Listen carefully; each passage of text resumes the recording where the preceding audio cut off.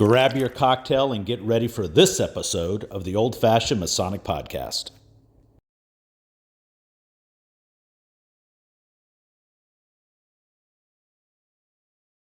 Welcome to the Old Fashion Masonic Podcast, where we talk all things Freemasons while drinking an old fashioned. I'm Brian, and as you can see, we don't have a guest in the studio or on Zoom today.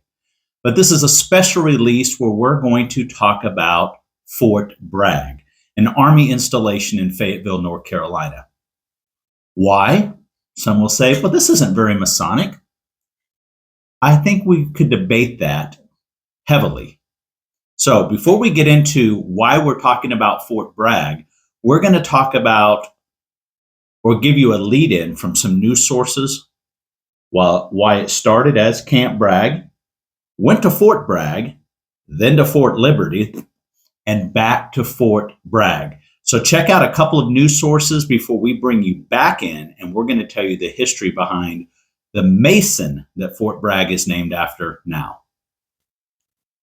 In June 2023, Fort Bragg, North Carolina, home of the Airborne and Special Operations Forces, underwent an historical change.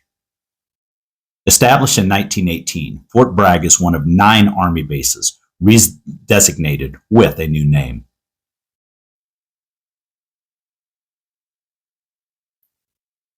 Home of nearly 283,000 people, Fort Bragg will now be called Fort Liberty in honor of the most essential value of the United States and its military. Fort Liberty is the only base to be named after a value other than a person. No value has proven more integral to the United States and the history of its military than liberty. Starting with the American Revolution, where patriots fought for their liberty to direct their lives, the pursuit of their happiness, and representative democracy to guide their future. During the Civil War, the nation was reborn through the Army's battle for liberty. Today, liberty is the right of every person, and the military is committed to enforcing those rights and responsibilities. In World War II, the United States Army, along with their sister services and aligned governments, fought for liberty against the forces of fascism and directly liberated Western Europe and its allies. Today, liberty remains a central tenet of the Army's mission, and soldiers have throughout the nation's history secured liberty for the Americans and their ideals throughout the world. North Carolina military base Fort Liberty is going back to its previous name of Fort Bragg. The Biden administration renamed it in 2023 in an effort to remove names that honored Confederate leaders. The base's original namesake, General Braxton Bragg, was a Confederate general. Defense Secretary Pete Hegseth signed an order restoring the name, but this time he says it's honoring Private First Class Roland L. Bragg, who Hegseth says was a World War II hero. So now that you know a little bit of the history of Fort Bragg, now we're going to determine or understand why it's our new Freemason namesake, right? So Fort Bragg, obviously, Fayetteville, North Carolina, it was initially named after General Braxton Bragg. He was a West Point grad, top of his class, top 10, top 5 of his class. In the Mexican-American War, he served with distinction. He got a lot of promotions for bravery, where he used artillery, which was, that was kind of how they fought back in the day to secure some victories. Early in his career, even before the Civil War, he was regarded as one of the more prominent artillery officers. So, pre-Civil War, he was known as, pretty good soldier. Now, fast forward, now he's a general. A lot of promise. A lot of folks saw like, oh man, this guy could be the one for the Confederate Army. He was just a terrible leader. He was known in the Army of Tennessee as an ineffective leader, just had really poor strategic decisions. He lost some key battles, big defeats at the Battle of Perryville and the Battle of Chattanooga, which weakened the Confederate war effort. The troops didn't like him. They thought he was unfair. He was hard The disciplinary actions were unfair. They were hard, and he just didn't. He wasn't even liked among his officers, and forget the soldiers on the front line. His officers didn't like or respect him. He eventually was dismissed by the Confederate President Jefferson Davis, and he removed him from active command in 1863. So let's just go to why Fort Bragg was even named after that. Forget a Confederate general, right? That was the time. That was what was going on in our country at the time. By all accounts, he really wasn't a great general. So I'm not quite certain of all of the names they could have picked from when they were initially setting. It was called Camp Bragg, and we'll get into that later. But why a Confederate general that was eventually removed from service? I could think of current day generals that have been fired by presidents or removed. I don't know that makes a lot of sense why it was even initially named Fort Bragg. So the legacy, obviously, it started as a post in 1918, and again was named in his honor. Not sure why. And again, I'm not getting into the Confederate side of it, the Confederate Union. That's not a hill I'm dying on. But he just didn't seem to be a great leader overall. And then eventually in 2023, there was a lot of posts that were renamed, and Fort Bragg went to Fort Liberty. So fast forward, the new Secretary of Defense, Pete Hegseth, wanted nothing to do with that, so he wanted to figure out a way to get it renamed back. Lo and behold, PFC Roland Leon Bragg. So Roland Bragg, PFC Bragg, was born in Maine. His father served in World War I, so it was just kind of that next transition, like a lot of folks that have served. If their parents served, generally they see that call to service. During the Great Depression, he rode a bicycle 20 miles to sell vegetables from their farm. So that was very synonymous of the time, right? Hard work is, you've heard the adages, I walked uphill both ways in 6 inches of snow to school. So that was just kind of the time. He later married Barbara Picnic, and she was the daughter of Boston Red Sox catcher Val Picnic, and they later had 3 children and 11 grandchildren. But before all that, Bragg enlisted in July of 43 and was stationed at what we would call Bragg now, right? He served in the toxic gas section.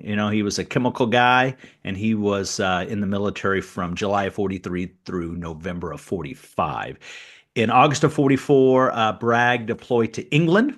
He was a paratrooper in the Army, and he was with the 513th Parachute Regiment, the 17th Airborne Division during the Battle of the Bulge. Bragg, he wasn't just a 5-jump chump. Anybody, if you know what I'm saying there. He had approximately 30 wartime jumps. Pretty good. He had a shiny little badge for that, I'm sure. According to his family, he was briefly detained as a prisoner of war, and a German soldier somehow recognized him as a fellow Mason and let him go. I'd like to know more to that story. Did Bragg figure out he was a Mason?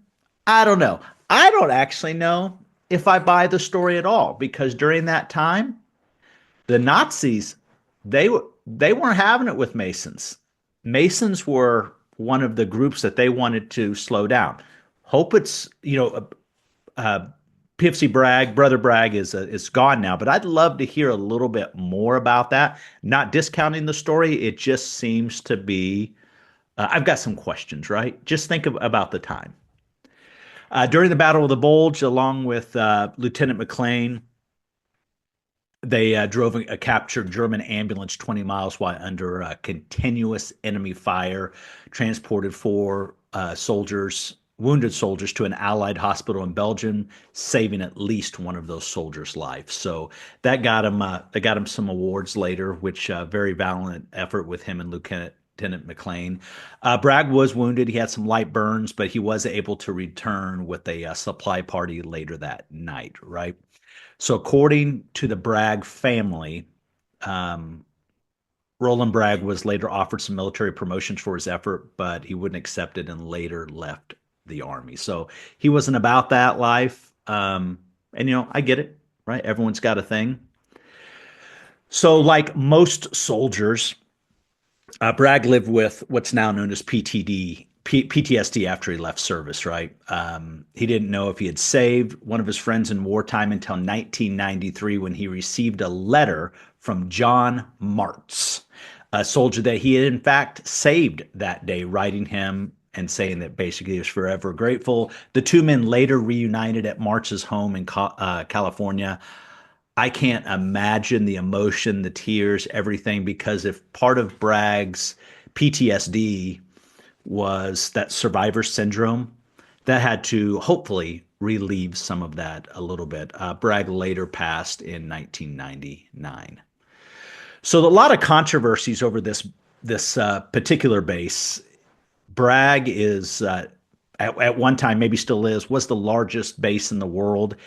It's the home to the 82nd Airborne that everyone's heard, special operations, a lot of other things go on at that base. If anybody lives in that area, they know some things go on in a big section, once or twice a year with Robin Sage. So there's some other things that go on there as well.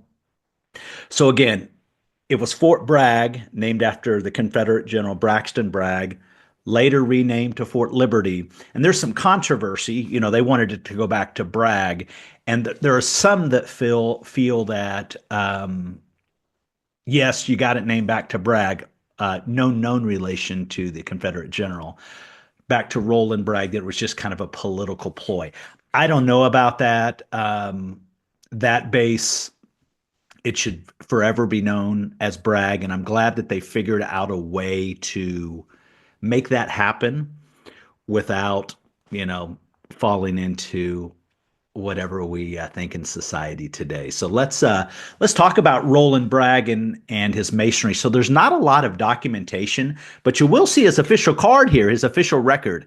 As you'll see, he was initiated, looks like January 29th of 1946, passed a few days later, January 3rd, 1947, and eventually raised on January 24th, 1947. So I want to point this out there's a lot of historians, right, or the family. Let's go back to the story of the German soldier. Said, hey, recognize he was a Mason, let him go. Doesn't look like he was a Mason then. So again, a lot of stories grow, right? The fishtails. I'm not sure if Roland Bragg told the story, who might have told the story, but that just doesn't seem to match up. Go look. This story from the family is around all over the place. By the way, King Solomon Lodge number 61 is in Waldoboro, Maine. So push all of that aside, whether obviously Roland Bragg's a Mason, whether some of the stuff with the German soldier, let's not get hung up on that. It's nice to see that Fort Bragg is named Fort Bragg again, and it's just also just a cherry on top when we can have Fort Bragg named after a Mason. So thanks for watching the Old Fashion Masonic Podcast. If you like these types of pieces, let us know in the comments. We've got 100 different topics along this vein that we could go and we could visit and we could work with. So again, if you like something like that, give us a thumbs up and a comment. Thanks for watching the Old Fashioned Masonic Podcast. Cheers.